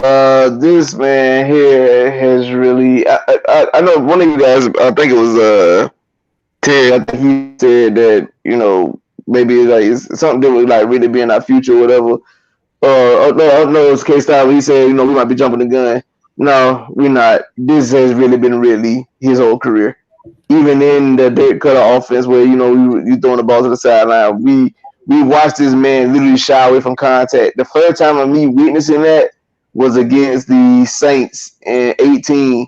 He caught a pass and had a first down and was like, and lost 2 yards. He still had the first, but he lost 2 yards because you trying to run away from contact. At first, I thought it was just like, he just trying to do too much, trying to make plays, trying to make get his name out there. But, the late, great Maya Angelou said, if a person show you who they are, believe them. Really, I believe you now. I believe it. I definitely believe it. Because, good God, you've been doing that now going on 4 years. This ain't just your rookie season or your summer. You've been doing this every season. And what solidified it for me was last season against the Chiefs. You caught a slant pattern, had daylight. You are definitely faster than the DBs that were chasing you. And you ran to the side and let them be able to tackle you. You cannot have that happen. You cannot have that happen. I don't care what comes and goes. That is not supposed to happen. You are definitely scared of contact. I mean, like I said, I want this man to be successful. I want this man to get paid. I feel like he definitely has the ability and skill set to be a premier receiver in this league. But you being scared to take a lick, dog, in a game of football, which is primarily known as a contact sport. Wait a minute, you talking about the Kansas City game, bro? Running back, was pulling away from folks and still decided to stop in mid-stride. He in front of everybody, and he's just in front of everybody. You ran to the side and let them get back in front of you to keep you from the end zone. All you got to do is run straight. You had daylight. The only way someone was going to catch you is by diving the shoestring tackle. I would take that tackle, then you letting them get back in front of you and block you from getting in the end zone. That makes no sense. It clearly makes no sense. I don't understand. Like, again, you play the sport of football. It's about contact. Why are you scared to get tackled? Why? You cannot be scared to get tackled in this sport. Because, quite frankly, that's the objective of the sport. You're going to get tackled. And the crazy part about it is, the wild part about it is these folks they got rules in place, so it's not like you playing back in the 80s, the 90s, or even the early 2000s, where you could just get mollywopped and doggone and nothing don't happen. They got penalties for that now. If a person hit you in your head, guess what? They getting flagged.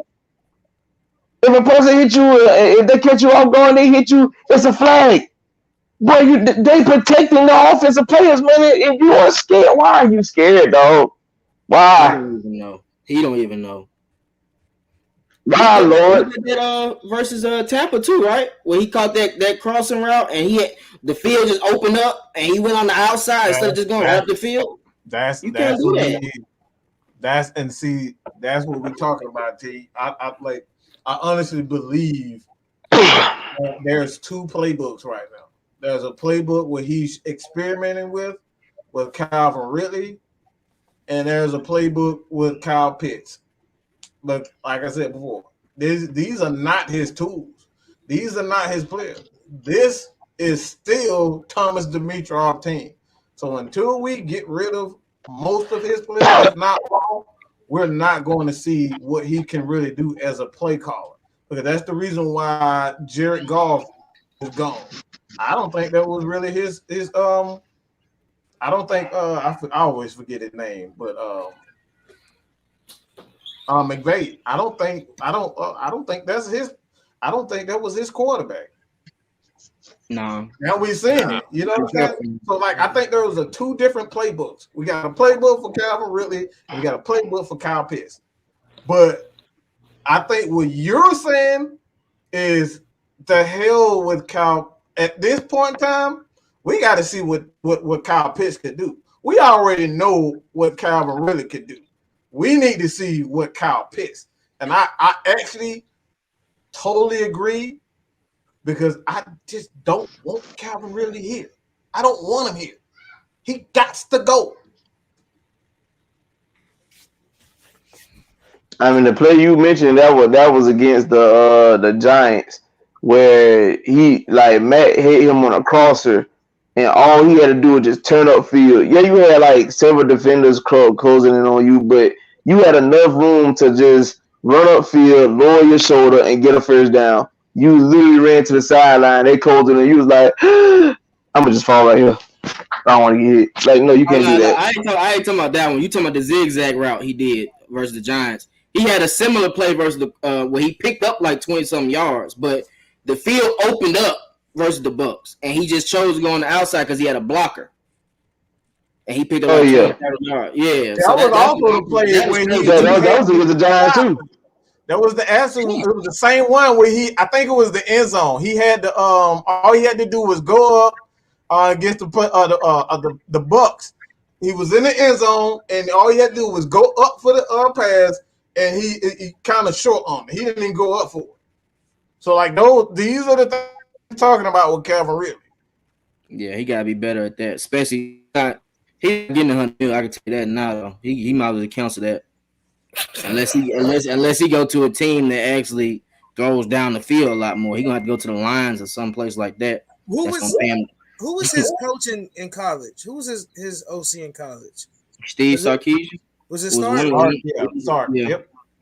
And y'all know when we brought Stark here, like y'all know Stark's offense. He likes to go down the field.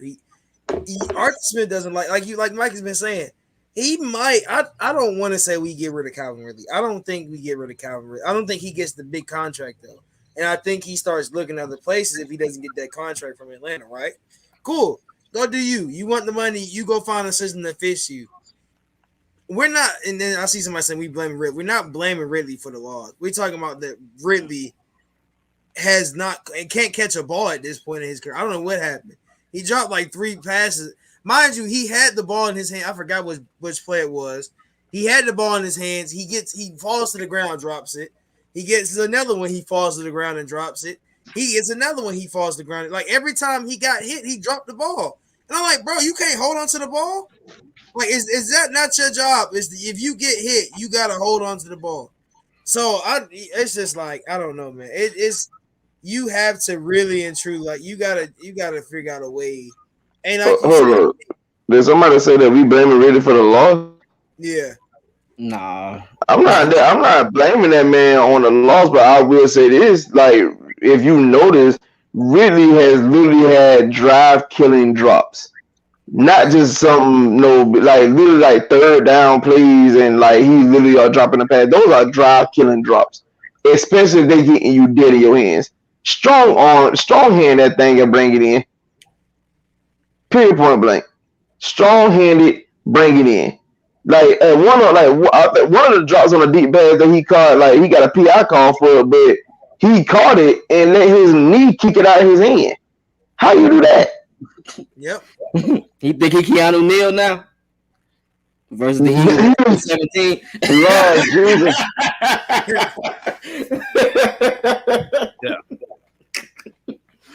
Yeah. So from what I'm looking at right now, as far as what we're seeing for the season with Calvin Ridley, and like I said, this ain't a shot to nobody, but I'm just reading the statistical side of it. So Ridley's been targeted 42 times, 27 receptions, 255 yards on 9.4 yards per reception. 1 touchdown. How many drops though? They don't say too much about the drop. I don't say too much about the drops. I haven't. They don't show it on here. But I know I asked yesterday on Twitter that how many drops he had, and somebody told me 4. Yeah, the game yesterday. It was 4 yesterday for sure. It was 4 or 5. Yeah, it was 4 or 5 yesterday. So, but then so let's look at yesterday. Let's say he had 4 for sure. 4 for sure he had yesterday. He had about 3 against the Giants. Yeah, he did. So that's about 7. Had another 2 or 3 against the Bucks, and I'm gonna say about 4 against the Eagles. Like, bro, there's too many drops to start the season off. He had their plan. Especially since you weren't doing it in the beginning of your career. The first 3 years, you weren't even dropping passes like that. Exactly. Like Nelson Aguilar. Really and truly. That's what he's playing right now. No, not occasional hands. Oh Lord. Yeah, you can't get. Dang. Not occasional hands. That's a bad comparison, boy. That's bad right there, boy. You said. Because I mean, because if we be honest, occasional hands should have us at 0-6. If he caught that pass, but he alligator on it on that Sunday night game. Yeah. But y'all will go ahead and start wrapping it up tonight, man. I don't really see too many questions coming through here, so we're gonna go ahead and wrap it up for the night. I know people probably gonna be tuning into this Monday night football game. It just since it probably done started. Probably everybody. Raiders. Chargers. Oh, that's gonna be good. I might look at that. Yeah, it's been started, so I don't know how much time. No, it just started. Yeah, lightning delay. Lightning. God dang it. Yeah, we got lucky. Okay. We got lucky. Okay. Yeah. Also, Hawks preseason game is on right now. No, it's not the Hawk stream. It's not the Hawk stream. They playing it from the Heat broadcast. So we can't. I got it on mute. I'm watching it on mute right now. Damn. Yeah. I know LT don't give a damn about that because he's like a nation. I mean, but don't get me wrong. I'm Laker Nation, but I've been out. To be honest with you, I watched y'all more last year. I watched the Lakers because I just don't like the way the Lakers being built. That Byrene mess, that's not us. That never been us. And I low key despise my Lakers right now, but I have to support them because they're my team. But I really despise my team right now. Well, talking about they trying to build them like the 04 Lakers when they had Carmelo. I just don't like the fact that you literally trying to build a team around a 37-year-old guy. Like that to me makes absolutely no damn sense. Like, is it AD team now? Then at this point, is it Anthony Davis team? It's still LeBron team because LeBron name is bigger, so it's still LeBron team. And hell, I don't even know what we're gonna do with that because, like, how the hell you got 2 people that are on your team that both are ball dominant, both don't play defense? Like, at the end of the day, they can't shoot outside. So what you gonna do? Shoot 3 with Anthony Davis? I don't understand why are we doing this. You got It makes no reason, sense. bro. Oh, What you talking about? You got a reason. get off this damn live. Yo. Boy, I like that had a listen, but TJ Hush, because I like to have a connection just now.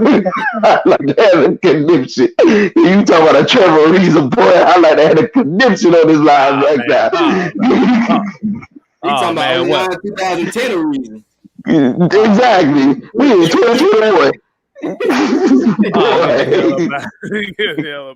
I like to have a connection on this line, boy. Hey, so basically, everybody want to go ahead and start plugging away, man. Anybody, the floor is yours.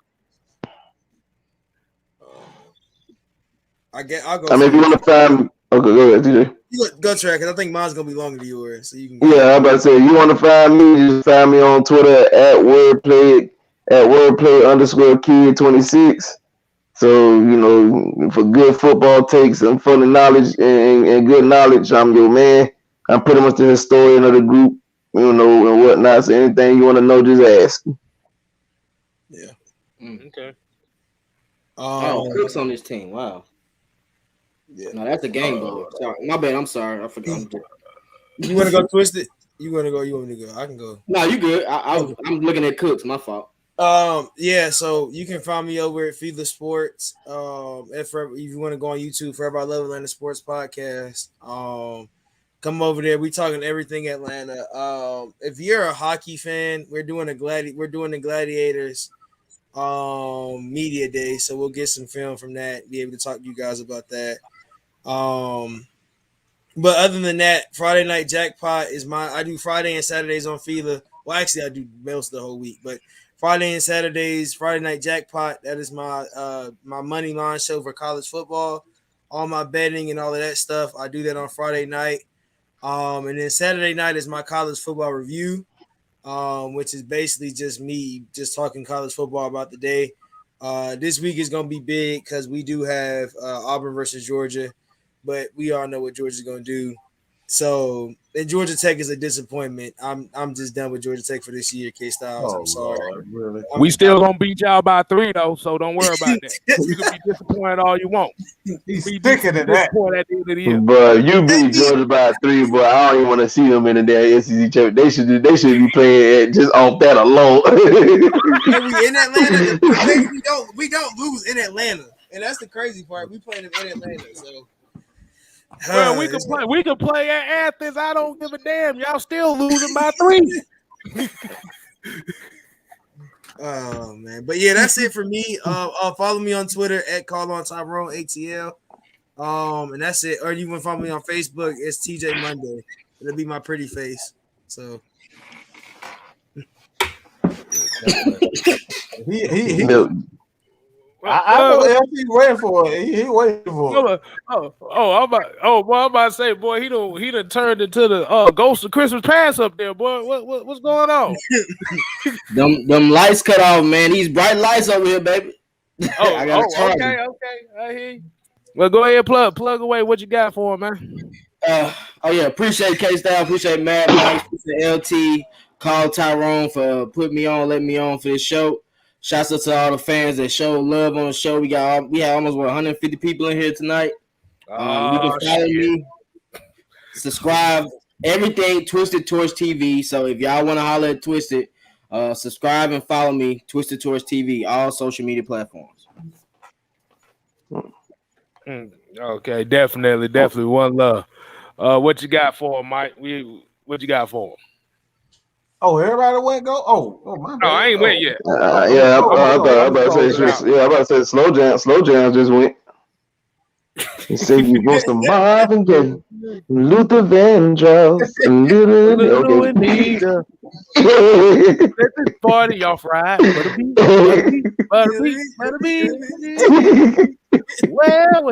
Well. She said she was ready for the world. Okay, that's a classic.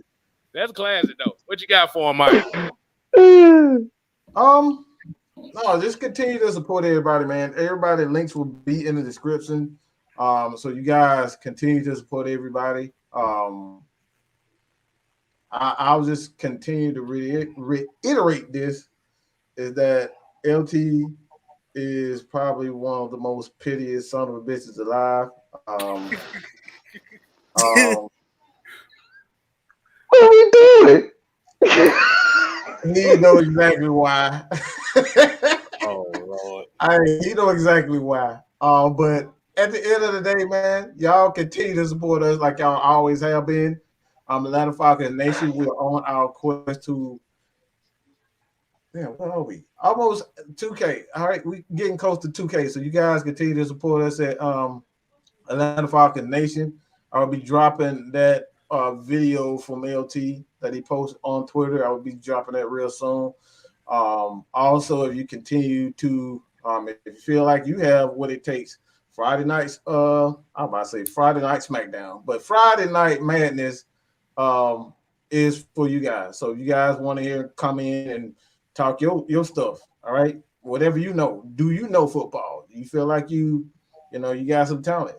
Friday nights, why do I want to say Friday Night SmackDown? I don't know why I want to say Friday, but Friday Night Madness is the right. It's for you. All right, so you guys head over. All right, that's it. And that's pretty much it, man. Y'all already support us. You helped to get to 500. I need everybody to help Kstylzz get to 500. All right, got to get him to 500 now. But that's pretty much it, man. I think the reason why you want to say Friday Night SmackDown because you know how Friday Night Madness ends up. It usually ends up in a full-on brawl. It is Friday Night SmackDown. If you're the champion be back Friday. This is the I was on one Friday Night Madness, and that was the appearance where if you haven't ever seen me get mad, go back and watch it. But other than that, like it's like SmackDown. Like if you want entertainment, you don't watch wrestling, come in here and come talk sports with us because it's like the Nexus over here, bro. You can't come in here being stupid. You go get beat up. I mean, when I come on the show, they be playing that Jadakiss. The champ is here. But the thing is, if you do come on, like I said, you better bring the right energy because we reciprocate energy around here too now. Like I said, we normally don't do this on the earlier week shows because we want to keep it professional or somewhat. Friday is the all hell's break loose show. That's why we call it Friday Night Madness. Mm-hmm. Now, like I said, your boy 6Man Kstylzz. Like I said, y'all go ahead, subscribe, thumbs up, share. Whoever ain't watching, you get your mama to watch it, get your auntie, get your granddaddy, whoever, get the dog to goddamn subscribe to me. I'll take anybody. But, dog, bro. Go follow them YouTube account. Go subscribe to them on YouTube. All your little fake burners. Just go keep throwing them subscribers. Oh, hey, look. Hey, I'm about to say, shoot, hey, subscribe. But main thing and they said from what we seen in the chat, look like Trey Young got hurt tonight. Thigh contusion. It's not bad. But what's that like a knee to the thigh or something? Yeah, knee to the thigh. Yeah, it's a contusion. Okay. That'll be so that's probably for a couple days. That's gonna hurt for a couple days. But you ain't lying. Oh, I know. You ain't lying. I know. Try having a farm tire drop on your leg. That shit hurts like hell. Yeah. That's what I deal with every day. But yeah, I'm gonna just say it like this. Hey man, the shit didn't hit the fan, bro. You gotta have London. Everybody gotta wake up at 9:30 in the morning. Remember, 9:30 in the morning, y'all. For those that still watching them, this definitely is the next two games are must-win games right now for the psyche of this team, the psyche of everybody. But main thing we just say is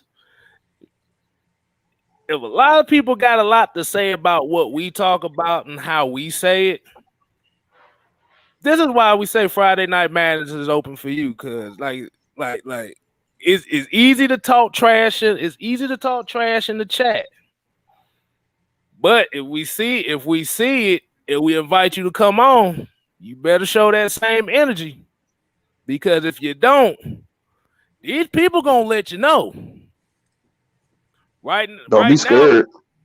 Right now, We always look, I'm about to say look. Right now, the record of that going on does not look very good. It's below the Mendoza line right now. Dang, is that low? Not the Mendoza line. Exactly. We done had about 9 invites on people that talk garbage. Only 2 showed up. But the thing is, we don't know everything. We don't pretend to know everything. A fool knows everything because he doesn't want to learn nothing. A smart person doesn't know everything, but wants to learn. Mm-hmm. This is all we do over here at AFN. It's educating y'all. It's y'all educating us. That's all this is about. So if you want to throw personal insults because like I said, that's the thing. If you want to throw personal insults at us because our narratives are different from yours, don't put that energy into that. Put it somewhere else. Put it to somebody that satisfy your cravings and hungers. Eat a Snickers or something, whatever. But at the end of the day, the one thing I'm gonna say here about AFN, Feline Sports, we not for everybody. So if we don't fit you, don't watch. But if we do, we appreciate you. But as the 6-man hill say, we all we got. New Jack City, of course. And hold on. Wait a minute. I'm hearing something. And as here at AFN, we always say, we ain't here to play. We here to stay. You ain't got to go home. But you got to get the help out of here. Deuces. And chicken grease as well. Chicken grease. Yeah. I fucked up. I had something else I was gonna say. I was like, nah. It just didn't